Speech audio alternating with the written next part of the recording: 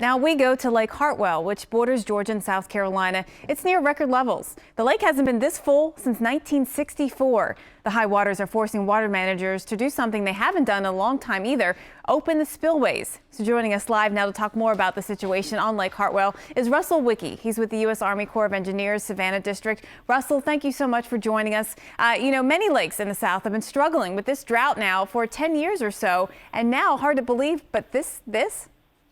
Yeah, thanks for having me, Jen. Yes, we are accustomed to fighting drought instead of rain, and in the past 11 to 14 days or so, we have gotten upwards of 600% of normal rainfall. So it's quite a contrast from last November when we were 15 feet below full pool.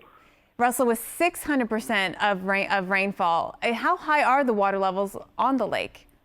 Well, they are 5 feet above what we consider full, and that is a 20-foot difference from last November when we were struggling with drought. And as you can imagine, we're used to dealing with tree stumps sticking out of the reservoir and other hazards, but now we don't have those issues. It's other issues. So we've seen some really dramatic video of the water getting released there from the spillway. How unusual is it for you to have to do this? It's very unusual. Hasn't happened since 1964. We typically try to release the water through the generators to make efficient use of the energy from the water and by generating electricity. But when they get to the point where it's this full, we have to open up the spillway gates to let some water out.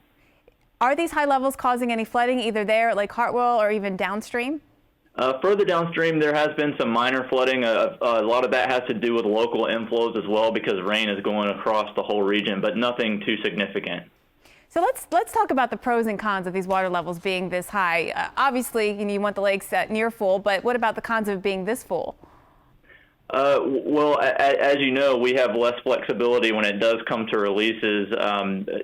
The ground's really saturated, and when it's this full and then we get another big rain event, we're forced to release a lot of water all at once, and that increases the risk of flooding.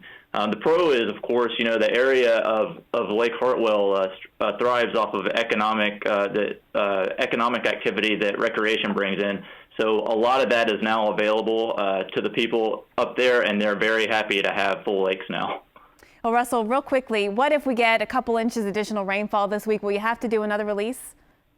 If it hits in a short amount of time in the right areas, that is a possibility, but that still is part of our normal operations, and we keep safety as our top priority. So we'll do what we have to do.